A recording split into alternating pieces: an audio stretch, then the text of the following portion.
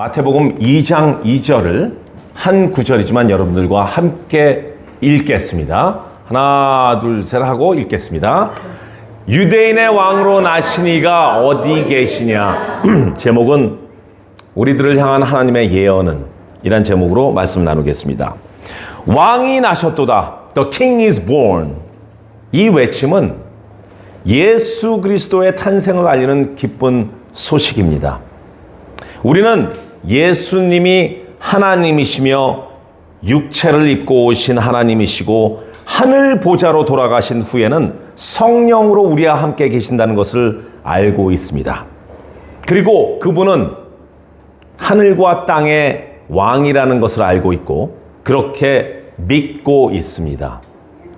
예수님은 그냥 한 민족의 왕이 아니라 모든 인류의 죄를 구속하기 위해서 오신 세상의 왕이시고 하늘과 땅의 왕이십니다. 아멘. 하지만 예수님이 이 땅에 태어나셨던 그 시절, 그 당시 사람들은 이 비밀을 전혀 알지 못했습니다. 단지 성경의 기록대로 그 당시 사람들은 마태복음 2장 2절처럼 동방박사들이 질문한 과연 유대인의 왕이 어디 계시냐? 이 한마디와 또 예수님이 다윗 왕의 직계 혈통이라는 사실로부터 그가 이스라엘의 왕이 될 것이라는 것만 유추할 수 있었을 것입니다. 어쩌면 그분은 초라하게도 짐승의 먹이를 담는 구유에서 태어나셨기 때문에 사람들은 그가 왕의 후손이라는 것조차 부인하고 있었을지 모릅니다. 동방박사가 별의 인도를 따라 찾아온 것은 어떤 인간의 지식이나 점성술이나 천문학 또는 그들만의 점괘가 아니라 별까지 움직여서 계시하신 성령님의 특별한 인도 덕분이었습니다. 사실 예수님의 나심과 그분이 어떤 분이시라는 것은 이미 구약에서부터 예언이 되어 있습니다. 우리가 항상 이맘때면은 나누는 것인데 한번 또 리뷰를 해보겠습니다. 마음에 감동이 있으신 분들은 이 구절이 나오면 읽어 주십시오. 크게. 어떤 분이 읽으시겠습니까? 내가 너로 여자와 원수가 되게 하고 너의 후손도 여자의 후손과 원수가 되게 하리니. 네. 여자의 후손에 대한 예언이죠. 바로 이것은 예수님은 여자의 후손으로 오셔서 사탄의 머리를 깨뜨리실 분이라는 최초의 복음 예언입니다. 그래서 우리는 이것을 원시복음이라고 이렇게 나눈 적이 있습니다. 그리고 창세기 22장 18절의 말씀을 누가 읽겠습니까? 내 씨로 말미암아 천하 만민이 복을 받으리니. 아브라함의 씨, 곧 메시아 예수님을 통해 모든 민족이 복을 받게 된다는 예언입니다. 이것은 누가 읽겠습니까? 보라, 처녀가 잉태하여 아들을 낳을 것이요 그 이름을 임마누엘이라 하리라. 예수님의 초자연적인 탄생과 하나님의 우리와 함께 계심을 예고합니다. 이것은 누가 읽겠습니까? 한 아기가 우리에게 낳고 그의 이름은 기묘자다, 모사다, 전능하신 하나님이다. 아멘. 오실 아기가 단순한 인간이 아니라 하나님이심을 선언합니다. 미가서 5장 2절의 말씀. 베들레헴 에브라다야, 내게서 한 다스릴 자가 나올 것이라. 예수님의 출생지를 정확하게 예언하고 있습니다. 그 다음에 이사야서 53장, 그가 찔림은 우리의 허물 때문이요. 바로 예수님의 십자가의 대속사역을 가장 명확하게 몇백 년 전에 예언하고 있었습니다. 그 다음에 스가랴서 9장 9절, 겸손한 왕의 입성. 보라, 내 왕이 내게 임하셨나니 겸손하여 나귀를 타셨다. 예수님의 예루살렘 입성을 정확하게 묘사한 예언입니다. 예언은요, 미리 일어날 일을 알려주는 것이고 또한 하나님의 계획을 풀필 하실 것을 선포하신 것입니다. 그러면 질문이 있습니다. 우리의 구원을 위해서 하나님께서 직접 예수님으로 오실 그 구원의 계획을 구약에서 미리 예언하셨는데 혹시 하나님께서는 우리들을 향한 그 계획을 풀필 하시기 위해서 미리 선포하신 예언이 있을까요? 즉 하나님께서 우리 각각 개인에게 주신 예언이 있을까요? 아멘. 네, 있습니다. 성경 자체가 말이죠, 세상으로부터 그냥 소설같이 읽혀지라고 또는 천사들을 위한 기록용으로 주신 것이 절대 아닙니다. 우리들에게 주신 그분의 계획과 약속의 예언이시고 바로 선포 내용입니다. 그 계획과 약속을 하신 분이 과연 어떤 분이시고 그 계획이 무엇인지 읽혀지고 알려지도록 말이죠. 우리를 향한 하나님의 계획과 약속의 선포들 중에 저는 이 구절을 상당히 좋아합니다. 그리고 하나님의 사랑과 위로가 무척 너무나 느껴지는 구절들입니다.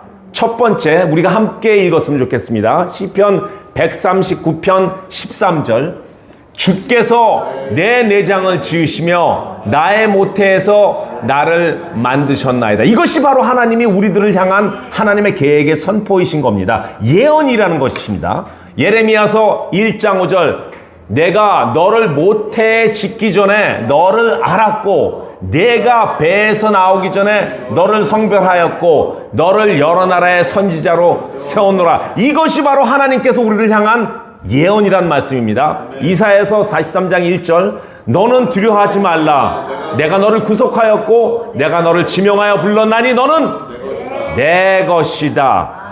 이것이 바로 하나님께서 우리를 향한 예언의 선포인 것입니다. 이런 엄청난 하나님의 계획과 약속이 선포되었는데 그것을 믿고 영접한 사람들은 그의 자녀가 되는 권세를 얻었잖아요. 할렐루야. 그런데 문제는 그런 권세를 받았는데도 불구하고 전혀 권세받은 자녀로 살지 않고 요즘 말로 찌질하게 살고 있는 사람들이 너무 많다는 것입니다. 아예 그런 예언은 잊어버리고 살고 있는 사람들이 많다라는 것입니다.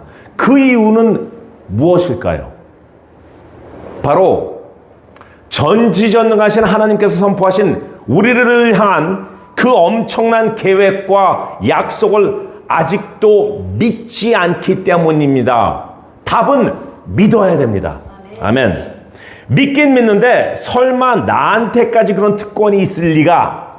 무척 신실한 사람들만 받는 축복이고 나는 안 그럴 거예요.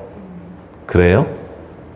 그렇게 의심하는 분들, 그러면 이제부터 신실해지면 될 거 아닙니까? 세 번째, 상황과 시련과 고통이 와서 그냥 믿었던 그 작은 믿음까지 무너졌기 때문에 하나님의 계획과 약속까지 신경 쓸 수가 없고 하나님과 멀어졌기 때문입니다. 하나님은 우리를 만드신 창조주이시고 우리들을 양자로 삼아주셨기 때문에 그분은 우리들의 아버지이십니다.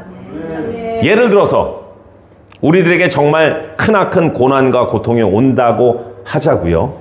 그러면 우리와 우리 식구들의 관계가 바뀌어집니까? 아버지가 갑자기 동생이 됩니까? 아니면 엄마가 갑자기 누나가 됩니까? 형이 누나가 되고 누나가 고모가 됩니까? 물론 세상이 너무나 험악해서 그런 일이 있을 수도 있겠지만 아버지는 영원한 아버지, 엄마는 영원한 엄마, 형들은 영원한 형, 누나는 영원한 누나. 끝까지 그 관계로 나갑니다. 무슨 시련이나 무슨 문제가 있더라도 하나님은 영원하신 우리들의 아버지시고 영원한 우리들의 하나님이십니다. 네 번째, 우리가 왜 찌질하게 사느냐? 전능하신 아바 아버지는 모든 문제를 해결하시고 세계를 열어주시고 감당해야 할 만한 믿음을 주신다는 것을 망각하고 살기 때문입니다. 마태복음 2장 2절의 말씀처럼 동방 박사들이 질문한 유대인의 왕으로 나신 이가 어디 계시냐? 우리들의 아버지는 예수님이시고 그 예수님은 왕이십니다. 우리는 왕의 아들, 딸들이기 때문에 곧 왕자와 공주들입니다. 영광의 왕궁에서 나와서 길가에서 헤맬 이유가 전혀 없습니다. 어떤 분들은 그러실 거예요. 저 왕자와 거지 그 소설처럼 저도 한번 신분을 바꿔서 세상을 경험해 보시겠다고 하시는 분들도 계시겠지만 그거는 그냥 소설 얘기고요. 하나님의 자녀인 우리가 왜 하나님께서 주신 권세를 포기하냐 이 말이죠.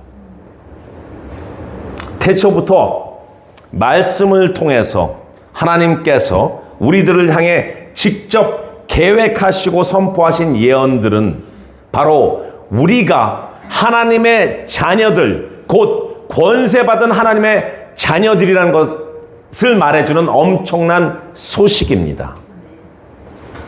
그럼 하나님의 자녀들인 우리들이 다시 한번 마음에 새겨야 될 것을 나누어 보겠습니다.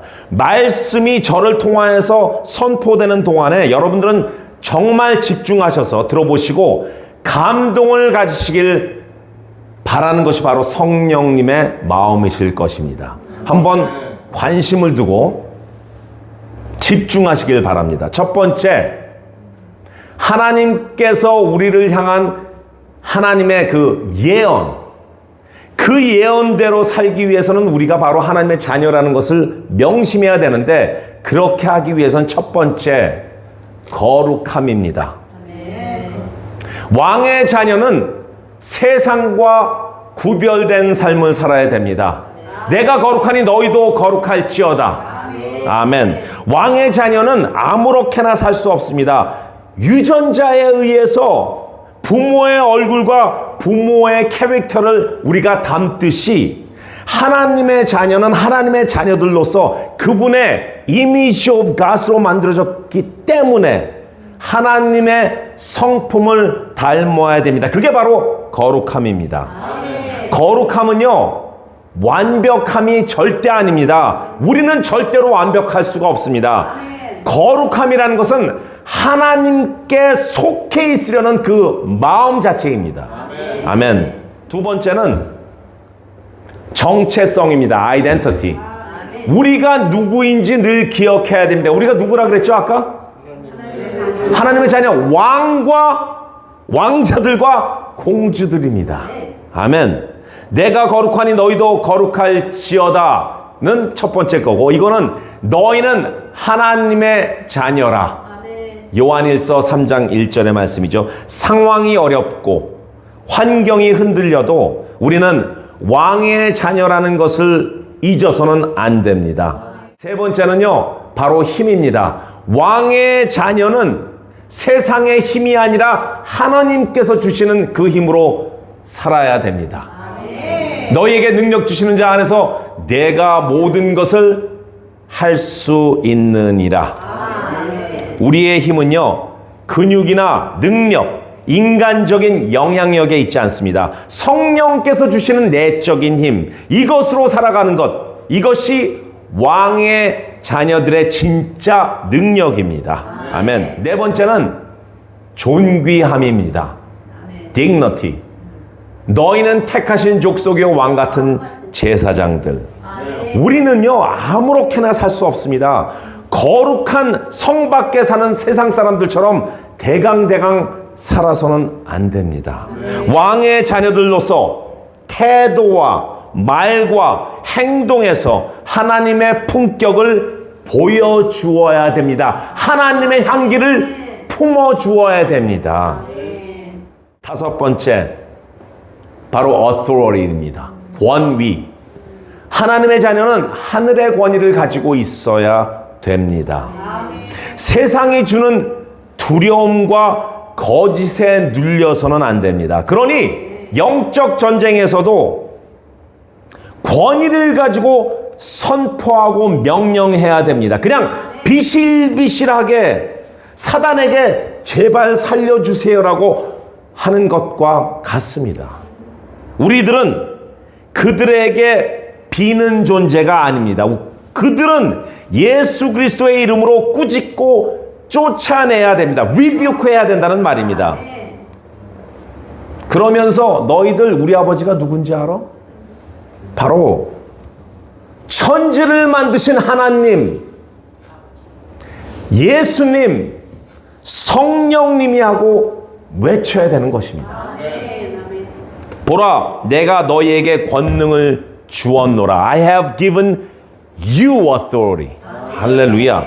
여섯 번째는 책임입니다. 책임. responsibility. 왕의 자녀는요, 자기 마음대로 사는 사람들이 아니라 사명에 따라서 책임을 가지고 사는 사람들입니다. 사람에게 맡긴 것을 충성되게 여길지어다. 하나님이 주신 은혜와 권세는 반드시 책임이 따라옵니다. 우리는 세상 속에 하나님의 성품과 사랑을 대표해서 살아가는 사람들입니다. 하나님의 대사들이에요. 엠베서더.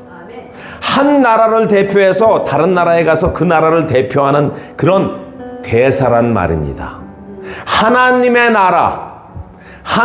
나라를 대표해서 이 땅 가운데 대사로 보내진 사람들이 여러분들과 저란 말씀입니다.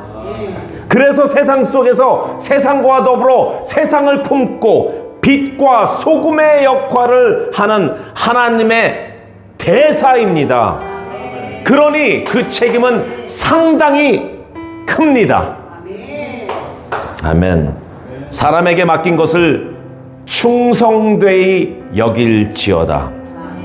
그래서 지금까지 첫 번째부터 6번까지의 그 영어, 그 앞자를 따보니까요, 이렇게 히스다입니다. 히스다.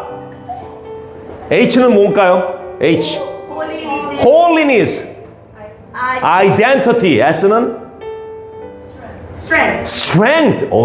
기억 잘하시네요. D는 Dignity. A는 Authority. R은 Responsibility. 이거를 쉽게 원리하면요, 히스다.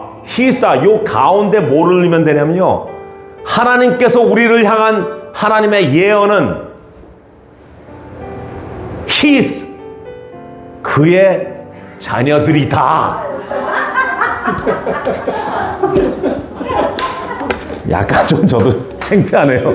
이런 거 하고 좀 창피하네요.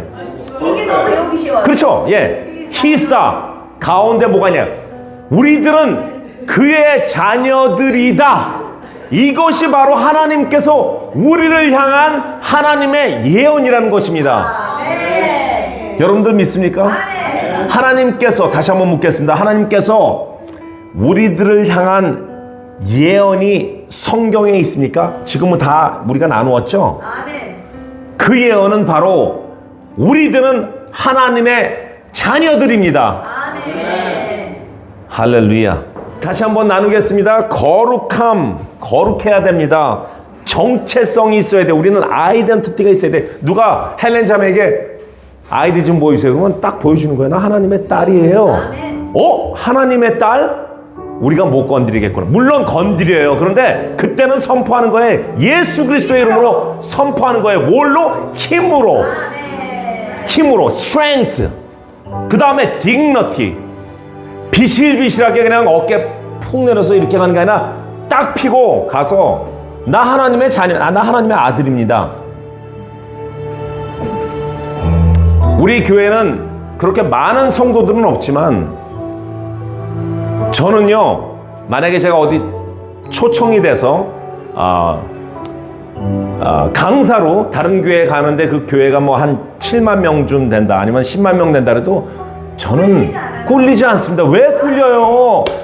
다른 거 없어요. 물론 제가 뭐 그렇게 뭐 잘생기진 않았지만 하나 뭐 갖고 있냐면요, 하나님께서 저를 보내주시는데 그 장소에 가서 10만 명이 있는 장소에 가서도 예수 그리스도를 선포하는데 뭐가 문제냐고요. dignity를 가지고, responsibility를 가지고 He's the 이거를 선포할 것입니다. 할렐루야.